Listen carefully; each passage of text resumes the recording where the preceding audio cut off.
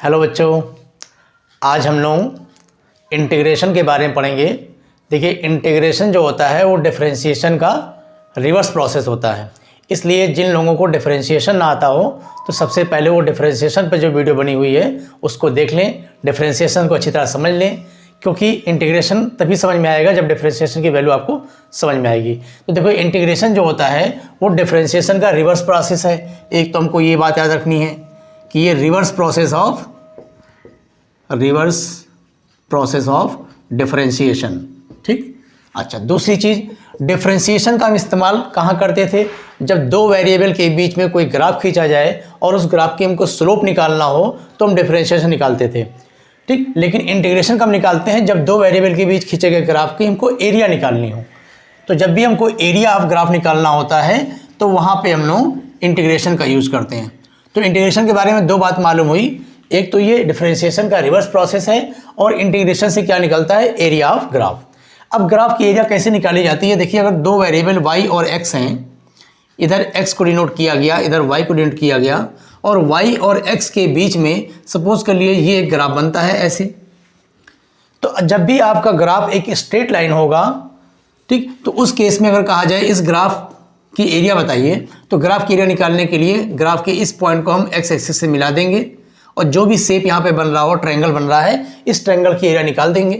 तो एरिया निकालना आसान, देखो ऐसे ग्राफ की एरिया निकालना आसान है क्योंकि जो भी एक शेप बन रहा है, जो एक डेफिनेट शेप बन रहा है, उसकी एरिया निकालने का हमारे पास फार्मूला है। इस एरिया को निकालना हो तो ट्रायंगल बन रहा है तो 1/2 बेस इंटू हाइट, ये डिस्टेंस ले लेंगे और ये डिस्टेंस ले लेंगे, सॉल्व कर लेंगे। अगर ग्राफ ऐसे ना बना हो, ग्राफ अगर एक्स के पैरेलल लाइन जा रही हो ऐसे, बोले इस ग्राफ की एरिया बताइए, कोई दिक्कत नहीं है, इसके एंड को यहाँ पे मिलाइए, ये एक शेप बन गया, रेक्टेंगल या स्क्वायर जो भी बनेगा, इसकी एरिया भी निकाल लेंगे हम, क्योंकि हमको ये डिस्टेंस मालूम होगी, y की वैल्यू, x की वैल्यू। ठीक, अगर हमारा ग्राफ ऐसे बनता है, इस ग्राफ की एरिया बताइए, क्या करना है? इसके इस पॉइंट को भी यहाँ से मिलाया गया, इस पॉइंट को यहाँ से मिलाया गया, तो क्या शेप बन गया? ये ट्रेपेजियम बन गया। ट्रेपेजियम की एरिया भी हमारे पास फार्मूला है, इसकी भी हम लोग निकाल सकते हैं। तो जब तक ग्राफ इस टाइप से बन रहे हो तब तक तो हम लोग आसानी से एरिया निकाल सकते हैं, यानी शर्त यह है कि ग्राफ हमारा कैसा होना चाहिए? Straight line. लेकिन अगर ग्राफ कर्व के फॉर्म में बन जाए, अगर कोई ग्राफ इस तरह से बना हुआ है ऐसे और बोलता है इसकी एरिया बताइए, तो इस ग्राफ में जो एरिया बनेगी, यहाँ से पॉइंट आपने यहाँ मिलाया, यहाँ से इसको यहाँ मिलाया, अब इस एरिया को निकालने के लिए हमारे पास मैथ में कोई फार्मूला नहीं है। तो अब यहाँ पर हमारी काम आएगा इंटीग्रेशन। कैसे निकालते हैं इंटीग्रेशन की वैल्यू? देखिए, इधर हमने x को शो कर रखा है, इधर y को शो रखा है। अब दिक्कत यहाँ पे क्या पड़ रही है कि ये कर्व बन रहा है, तो कर्व की एरिया निकालने के लिए मैथ में कोई फार्मूला नहीं है। तो हम क्या करेंगे, इस कर्व पर छोटे छोटे दो पॉइंट बहुत पास पास लें और बिल्कुल ऐसे स्ट्रेट इसके ऊपर लाइन खींचें, यानी हम कह दें कि इसमें छोटी छोटी जो पट्टियाँ हैं, जो स्ट्रिप हैं, वो हमने बना ली। और ये एक छोटी सी जो पट्टी है, इसकी एरिया निकालना आसान है। मान लो जो हमने स्ट्रिप बनाई है, इसकी जो थिकनेस है वो बहुत छोटी लेनी है, dx थिकनेस की हमने एक स्ट्रिप पूरी मान ली और इस स्ट्रिप की लेंथ यहाँ से लेकर यहाँ तक मान लीजिए y1 है। तो इसकी एरिया को हम निकाल सकते हैं रेक्टेंगल वाले फॉर्मूले से, y1 इंटू dx, इसकी एरिया आ गई। इसी तरह और भी पट्टी मानी जा सकती है, यहाँ पे एक पतली सी पट्टी ले लें। अगर ये हमने एक dx लेंथ थिकनेस की पट्टी ले ली और इसकी लेंथ हमने y2 मान लिया, तो इसकी एरिया कितनी हो जाएगी? y2 dx। ठीक, यहाँ पे एक पट्टी ले लें। कहने का मतलब ये है कि अपने इस पूरे शेप को हम छोटी छोटी पट्टियों में डिवाइड कर लें और सारी पट्टियों की एरिया निकालते जाएं और लास्ट में इन सारी पट्टियों की एरिया को हम जोड़ दें। इस सारी एरिया को हम जोड़ दें तो हमको ये पूरी एरिया मिल जाएगी। ठीक, अगर ये स्ट्रिप आप थोड़ा सा चौड़ी लेंगे या इस फिगर को आप जूम करके देखें, ये जो आपको इस शेप ऐसे दिख रहा है, एक्चुअल में ये जूम करने पे ऐसे दिखाई देगा, यानी स्ट्रिप आपके ऐसे है। और जो आप फॉर्मूला लगा रहे हैं रेक्टेंगल का लगा रहे हैं, यानी इसकी विड्थ और इसकी लेंथ का मल्टीप्लाई कर रहे हैं, तो एक्चुअल में देखिए लेंथ दोनों तरफ सेम नहीं है, एक लेंथ यहाँ तक है, एक यहाँ तक है और नीचे ये इक्वल था, सेम था। तो जब आप रेक्टेंगल का फॉर्मूला निकालेंगे तो एक्चुअल में वो एरिया ये वाली निकलेगी, यहाँ तक। ये एरिया अभी भी आपकी छूट रही है इतनी, इसमें ये एरिया हमारी छूट रही है। लेकिन हमने क्या मान रखा है कि जो स्ट्रिप की जो थिकनेस है, स्ट्रिप की जो चौड़ाई है, वो इतनी ज़्यादा कम लेनी है। इस फिगर को जब हमने जूम करके देखा तो हमने देखा हमारी डिजाइन इस तरह से बन रही थी, यानी अगर पॉइंट इतनी दूर ना लेके पॉइंट को और पास किया जाए, पॉइंट को यहाँ पर लें तो इतनी पतली सी स्ट्रिप बनेगी और उस केस में इतनी हल्की सी एरिया छूट रही है, और इसको कम किया जाए तो जितनी भी थिकनेस कम करते जाएंगे तो एक कंडीशन ऐसी आएगी कि वो एक लगभग रेक्टेंगल बन जाएगा, और उस केस में जो हमारी एरिया आएगी वो कंप्लीट सही एरिया आ जाएगी। तो कॉन्सेप्ट यही है कि बहुत ही पतली पतली स्ट्रिप बनाई जाती हैं और उन सारी स्ट्रिप की एरिया निकाल के पूरी स्ट्रिप को जोड़ दिया जाए तो इस पूरे कर्व की टोटल एरिया हमारी आ जाएगी।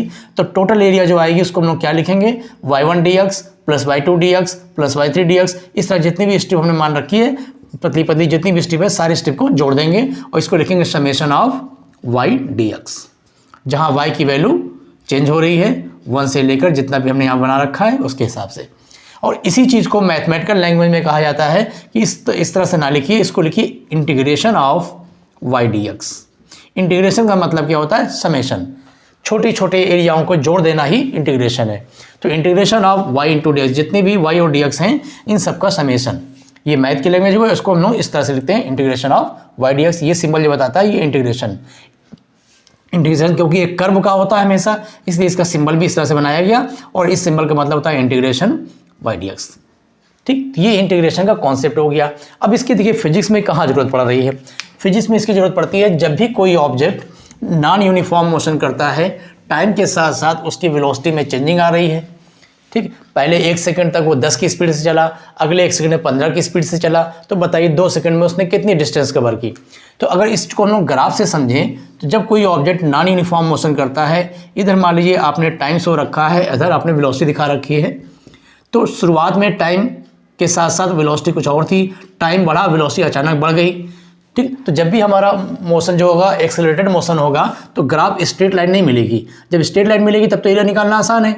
अगर कोई ऑब्जेक्ट यूनिफॉर्म वेलोसिटी से चल रहा है तो बोल दे भाई यहाँ से लेकर 5 सेकंड में वो कितना डिस्टेंस गया, ये ग्राफ है उसका आ रहा है, बोला इस ग्राफ की एरिया बताइए, वेलोसिटी और टाइम के बीच ग्राफ है। और हम जानते हैं वेलोसिटी और टाइम के बीच जो ग्राफ बनता है उस ग्राफ की स्लोप हमको क्या बताती है, एक्सेलरेशन। और यहाँ पे देखिए ग्राफ बिल्कुल एक जैसा स्लोप आ रहा है, यानी एक्सेलरेशन सेम है। ये हमारा जो एक्सेलरेशन है यूनिफॉर्म एक्सेलरेशन है। तो जब भी ऑब्जेक्ट यूनिफॉर्म एक्सेलरेशन से मोशन करेगा तो डिस्टेंस निकालना आसान है। उसमें क्या कर देंगे, इस एरिया को निकाल देंगे तो टी टाइम में उसने कितनी डिस्टेंस कवर की वो एरिया निकालने से आंसर आ जाएगा। दिक्कत कब आएगी, जब हमारा ऑब्जेक्ट नॉन यूनिफॉर्म एक्सेलरेशन से चलेगा, यानी टाइम के साथ साथ उसकी स्पीड में जो चेंजिंग आ रही है वो कंटिन्यूसली यूनिफॉर्म नहीं है। तो उस समय क्या होगा, वेलोसिटी और टाइम के बीच जो ग्राफ बनेगा वो मान लीजिए इस टाइप से बनता है कि शुरुआत में धीरे धीरे वेलोसिटी बढ़ रही थी, बीच में अचानक बहुत तेज बढ़ गई, कुछ समय जाने के बाद वेलोसिटी फिर कम हो गई। अब यहाँ से लेकर टोटल टाइम इंटरवल जो है, इस टाइम इंटरवल में जो ग्राफ हमारा बना ऐसे, अब बोलता है इस टाइम इंटरवल में कितनी डिस्टेंस कवर हुई, जिसको आप एवरेज से निकालते थे। तो इस डिस्टेंस को हम लोग कैसे निकालेंगे, तो इसके लिए हम लोग क्या करेंगे, ये जो ग्राफ बन रहा है इस ग्राफ की एरिया को निकालेंगे।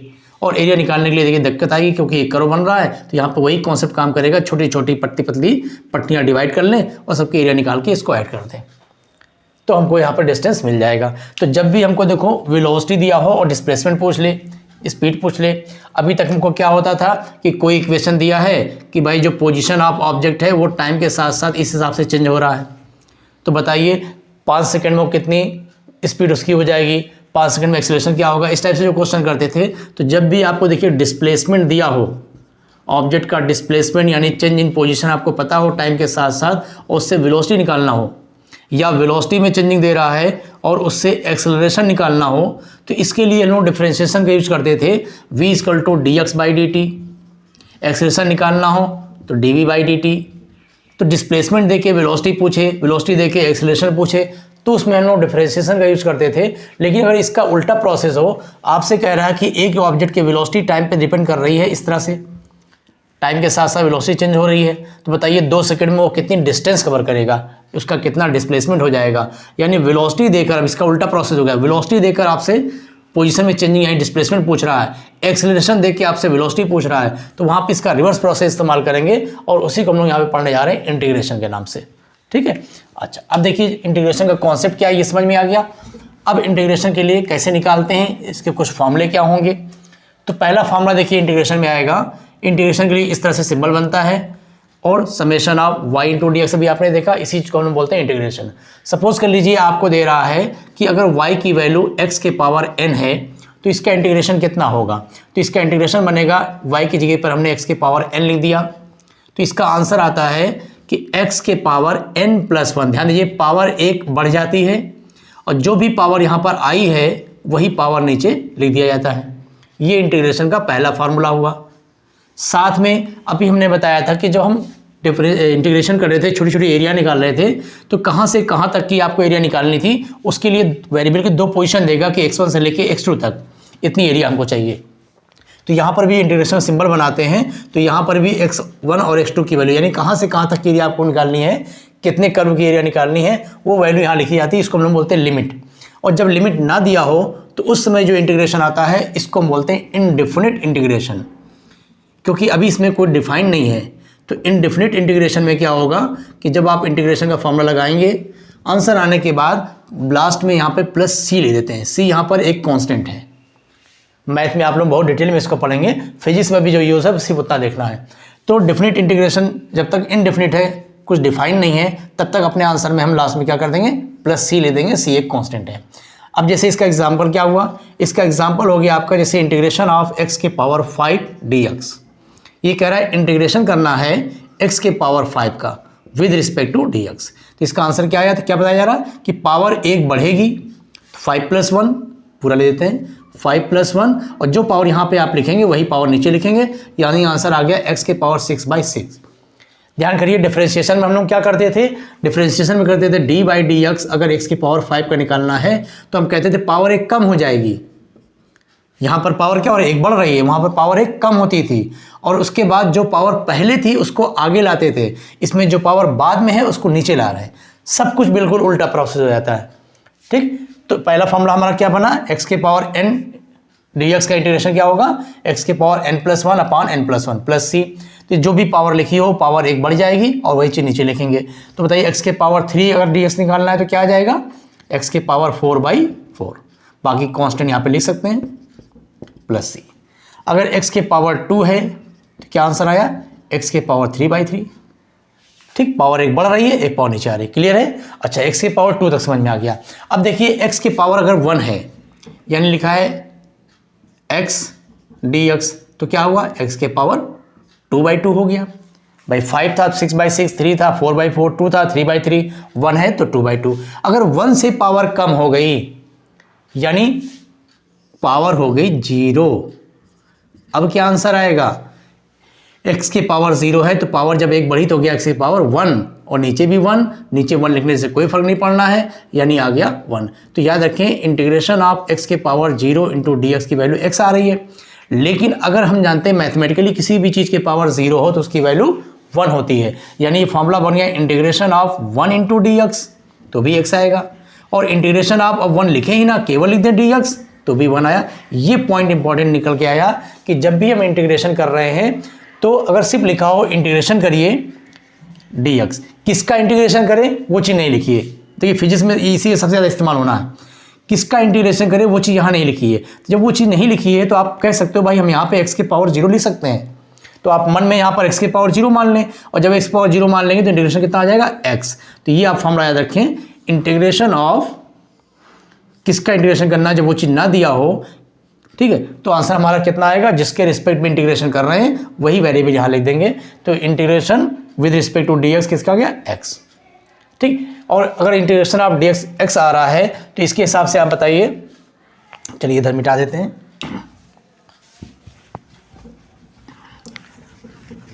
तो देखिए पहला फार्मूला हम लोग का क्या बन के आया, पहला फार्मूला हम यहाँ पे फार्मूले को एक जगह नोट करते चल रहे हैं। पहला फार्मूला हमने पढ़ा इंटीग्रेशन ऑफ x के पावर n dx, इसकी वैल्यू आ गई x के पावर n+1 अपान n+1 प्लस c हमारा कांस्टेंट है। दूसरा फार्मूला आया इंटीग्रेशन dx, इसकी वैल्यू कितनी आ जाएगी, x। यानी अगर इंटीग्रेशन लिखा है यहाँ पे dv, किसका करना है वो नहीं लिखा तो आंसर क्या आएगा v। इंटीग्रेशन यहाँ लिखा है ds, तो क्या आंसर आएगा s। क्लियर है। चलिए दो फार्मूले हम लोग को समझ में आ गए। अब देखिए यहाँ पर हम लोग 0 तक तो चले गए। अब अगर x की पावर माइनस में आती है तो क्या होगा, अगर इंटीग्रेशन x की पावर -1 लिखा है इंटू dx, तो अब इसको कैसे करेंगे। तो इसका दिक्कत क्या है, देखिए दिक्कत क्या आएगी, हम लोग तरीका पढ़ रहे हैं इंटीग्रेशन में पावर एक बढ़ती है, तो x के पावर -1 में जब एक बढ़ाएंगे और नीचे भी लिखेंगे -1+1, तो ये क्या बनेगा, x के पावर 0। यहाँ तक तो ठीक है, लेकिन नीचे भी 0 आ जा रहा है जो कि नॉट डिफाइन हो जाएगा।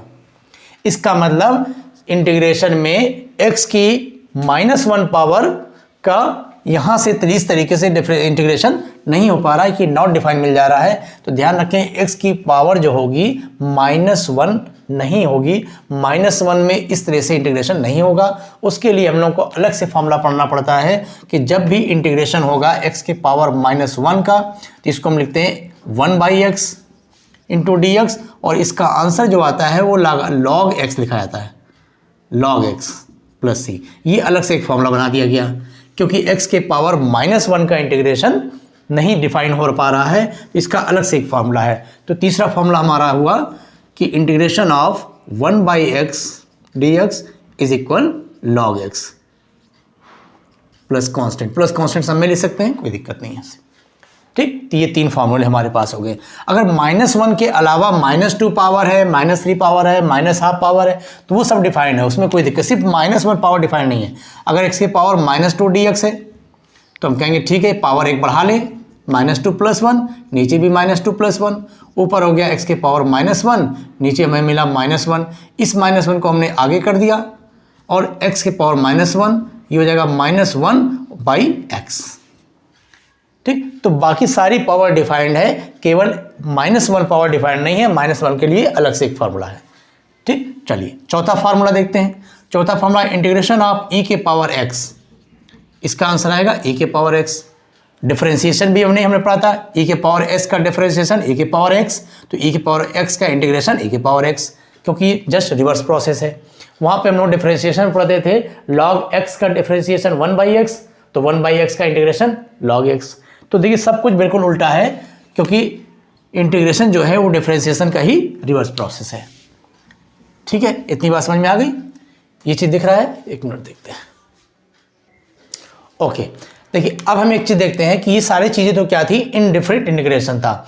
डिफिनिट इंटीग्रेशन का मतलब होता है कि x के पावर n dx, और हम आपको लिमिट दे रहे हैं कि x की जो इंटीग्रेशन करना है उसकी वैल्यू जो दे रहे हैं, मान लीजिए लिख दिया जाए यहाँ पर 2 से लेकर 5 तक। तो ये जो 2 वैल्यूज़ लिखी जाती है, 2 नंबर यहाँ पे लिखे जाते हैं, इस वैल्यूज़ में ऊपर वाले वैल्यू को बोलते हैं अपर लिमिट, नीचे वाले को लोअर लिमिट। तो इसका सोल्यूशन क्या होता है, और इस चीज़ को हम बोल देते हैं डिफिनिट इंटीग्रेशन, क्योंकि अब हम बता रहे हैं कि हमें इंटीग्रेशन कहाँ से कहाँ तक चाहिए, एरिया कहाँ से कहाँ तक चाहिए, उसको डिफाइन कर रहे हैं। तो ये हमारा डिफिनिट इंटीग्रेशन होता है। देखिए इसके लिए कुछ करना नहीं है, आपका इंटीग्रेशन का तरीका वही रहेगा। x के पावर n का इंटीग्रेशन अभी हमने किया था, x के पावर n+1 अपान n+1, इंटीग्रेशन जैसे कर रहे थे वैसे करेंगे। अब उसके बाद हम ब्रैकेट लगाकर ये दोनों लिमिट को यहाँ पे लिखेंगे 0 to 5 या 2 to 5 जो लिखा है, और इसका सलूशन ये होगा कि इस वेरिएबल की जगह पर, x की जगह पर एक बार अपर लिमिट लगाएंगे, यानी अपर वैल्यू पुट कर देंगे, और फिर माइनस करने के बाद लोअर लिमिट को पुट करेंगे। जैसे इसका एग्जांपल देखिए, इंटीग्रेशन ऑफ x के पावर 3 dx, लिमिट है -1 से लेकर 2 तक। इसका सलूशन क्या होगा, x के पावर 4/4, पहले तो हमने इसका इंटीग्रेशन किया, इसके बाद अब हम लिमिट को लगाने जा रहे हैं -1 to 2। तो इसका मतलब ये हुआ, देखिए 4 तो नंबर है, ये 4 तो बाहर आ गया 1/4, और ऊपर जो x के पावर 4 है इसमें हमको लिमिट लगानी है। कैसे लिमिट लगाएंगे, 1/4 ऐसे रहेगा, इस वेरिएबल के जगह पर एक बार 2 पुट कर दीजिए, तो 2 के पावर 4, फिर माइनस लगाएंगे और इस वैल्यू को यहाँ पे लिखेंगे -1 के पावर 4। ध्यान दीजिए तरीका क्या है, एक बार अपर लिमिट पहले रखते हैं, यानी अपर वैल्यू को यहाँ पुट करते हैं, फिर माइनस लगाने के बाद लोअर वैल्यू को पुट करते हैं। तो हमारा आंसर यहाँ पे क्या बन गया, देखिए 1/4, 2 के पावर 4 हो गया 16, -1 के पावर 4 तो 1 रहेगा। ठीक है, पावर हमारी इवन है तो नेगेटिव है, नेगेटिव रहेगा, लेकिन ये नेगेटिव बचा हुआ है इसलिए माइनस का 1, तो ये आ गया 15, तो 15/4 ये हमारा आंसर हो गया। तो जब भी इंटीग्रेशन में यहाँ पर डिफाइन किया जाए कि हमें इंटीग्रेशन कहाँ से कहाँ तक करना है, तो इसको हम बोलते हैं डेफिनेट इंटीग्रेशन, और इसी को हम लोग को फिजिक्स में ज़्यादा यूज़ करना है। ठीक है, अब देखिए इसका एग्जाम्पल क्या है। अब मान लीजिए कह रहा है कि इंटीग्रेशन ऑफ v के पावर 3 dv, और लिमिट लगा दी गई 2 से 3 तक, तो क्या आंसर आएगा, v के पावर 4/4, लिमिट लगा दिए 2 to 3, 1/4 को हमने बाहर लिया, और v के पावर 4 में जब लिमिट लगा देंगे तो एक बार क्या लिमिट लेंगे, अपर वैल्यू ठीक है, यानी 3 के पावर 4 माइनस लोअर वैल्यू 2 के पावर 4, इसको सॉल्व कर लेंगे, ये हमारा आंसर हो गया। 3 के पावर 4 81, 2 के पावर 4 16। ठीक, इसको सॉल्व कर लें, 65/4 दैट इज आंसर। क्लियर है? तो ये हमारे इतने फार्मूले हो गए। अब फार्मूले चलते हैं ट्रिग्नोमेट्रिकल फंक्शन के लिए। तो नेक्स्ट फार्मूला हम लोग पढ़ेंगे integration of sine x D x. ध्यान करिए, साइन का हम लोग डिफरेंशिएशन का पढ़ते थे, साइन एक्स का डिफरेंशिएशन आता था कॉस एक्स, लेकिन यहाँ पे क्या होगा, इंटीग्रेशन कर रहे हैं तो ये होगा माइनस कॉस एक्स। इसी तरह से हम लोग कॉस एक्स का डिफरेंशिएशन पढ़ते थे माइनस साइन एक्स, यहाँ पर हो जाएगा प्लस साइन एक्स, क्योंकि ये उल्टा प्रोसेस है। इसके अलावा टेन और सेक के सबके फार्मूले होते हैं, अभी हमको जो ज़रूरत है वो लिख दे रहे हैं। बाकी इंटीग्रेशन की बहुत बड़ी रेंज है, बहुत बड़ा, इसके फार्मूले बहुत ज़्यादा होते हैं, बहुत विस्तार से आप लोग मैथ पढ़ेंगे। फिजिक्स में भी जो स्टार्टिंग में हमें जरूरत पड़ रही है उसको हमने लिख दिया कुछ फार्मूले को, बाकी जैसे जैसे यूज होता जाएगा हम आगे सीखते जाएंगे। तो अब इसके ऊपर देखिए कैसे क्वेश्चन है। जैसे मान लीजिए आता है साइन एक्स, साइन यहाँ पे लिख दिया हमारे साइन एक्स डी एक्स, तो हमने फार्मूला देखा, ये आ गया माइनस का कॉस एक्स। अब इसमें भी अगर लिमिट लगा दी जाए, बोला साइन एक्स डी एक्स और लिमिट लगा दी गई -π/4 से +π/4 तक, तो इसका मतलब ये हुआ कि साइन एक्स का इंटीग्रेशन हमने किया तो आया माइनस कॉस एक्स। अब यहाँ पे लिमिट लगा दी गई, लिमिट क्या है -π/4 से +π/4 तक। तो कैसे सॉल्व करेंगे आप, माइनस, चाहे तो माइनस को आप बाहर ले लीजिए, कॉस एक्स, तो एक्स की जगह पर एक बार प्लस यानी अपर लिमिट, फिर माइनस लोअर लिमिट, तो कॉस π/4 अपर लिमिट लगा दी गई, माइनस कॉस -π/4। सोल्यूशन क्या आ गया, ये हो गया कॉस π/4 मतलब 45 माइनस कॉस माइनस थीटा जो होता है कॉस थीटा ही होता है, यानी π/4 यानी 45, तो ये कितना आ गया 0। ठीक, तो इस तरह से साइन या कॉस यानी जितने भी ट्रिग्नोमेट्रिकल फंक्शन है उसमें भी डेफिनेट इंटीग्रेशन होता है, तो जो भी वैल्यू यहाँ दी जाएगी इंटीग्रेशन करने के बाद उसको पुट करके एंगल के हिसाब से सॉल्व कर लेंगे। ठीक है, अच्छा, अब आता है कि मान लीजिए वेरिएबल के साथ साथ कांस्टेंट भी दिया हो, जैसे इंटीग्रेशन ऑफ 3x के पावर 2 dx। अब क्या करेंगे, तो जब यहाँ पे नंबर लिखा हो तो इस नंबर को आप आगे कर लेंगे, बाकी पूरा प्रोसेस वही होगा। ये हो गया x के power 3/3, that is cancel answer. ठीक, एक तो ये चीज़ हो गई। दूसरा, यही काम हम लोग को इधर भी दे सकता था, integration of 3 sin x dx, तो इसमें वही करेंगे, 3 को आगे हमने कर लिया और sin x का इंटीग्रेशन कर लेंगे, तो हो जाएगा 3 sin x का इंटीग्रेशन माइनस कॉस एक्स। यहाँ तक कोई दिक्कत नहीं। अब लास्ट एक चीज़ देख लीजिए कि जब ट्रिग्नोमेट्रिकल फंक्शन के साथ x के अलावा यानी एंगल जो है, एंगल में कोई नंबर लिखा हो, जैसे integration of sine 3x dx। अब इसको कैसे करेंगे, तो इसमें देखिए सबसे पहले आप मन में इसको x मान लेंगे, इसका स्टेप बहुत ध्यान समझिएगा। इसको मन में हम x मान लेंगे और जब ये x होगा तो साइन x के dx अभी हमने पढ़ा है माइनस कॉस x, तो ये हमारा इंटीग्रेशन आ गया। लेकिन हमने तो इसको x माना था, ये x तो था नहीं। अब रूल ये होता है कि जिस चीज़ को आपने x माना हुआ है इसका हम डिफरेंशिएशन करेंगे। डिफरेंशिएशन इसका कितना आ जाएगा, d/dx 3x का 3, और वो जो डिफरेंशिएशन आएगा उसको यहाँ पर नीचे लिखा जाएगा, तब जाके कंप्लीट आंसर मिलेगा। समझ में आ रही बात। एक और एग्जांपल लेते हैं, चलिए 1 मान लीजिए लिखा है यहाँ पर cos 2x dx। ठीक, लिमिट मान लीजिए दे दिया जाए, लिमिट 0 to π/2। कैसे सॉल्व होगा, तो पहली बात तो देखो, इसको मन में आप x मानेंगे तो cos x का इंटीग्रेशन क्या हो गया sin x, तो इसका इंटीग्रेशन आ गया sin x। लिमिट हमें लगानी है अभी 0 to π/2, लेकिन जिसको हमने x माना था उसका हम डिफरेंशिएशन करेंगे, d/dx 2x, तो ये वैल्यू मिलेगी 2 और उस 2 से हम डिवाइड करेंगे। जिसको भी x मानते हैं उसका डिफरेंशिएशन करने के बाद डिवाइड कर देते हैं। बाकी इसको सॉल्व करना मालूम है। इस x की जगह पे एक बार अपर वैल्यू लगाइए, एक बार लोअर वैल्यू लगाइए, तो ये हो गया sin 2 π/2 माइनस sin 2x की वैल्यू 0 डिवाइडेड बाई 2, यहाँ से 2 से 2 कैंसिल, ये हो गया sin 180।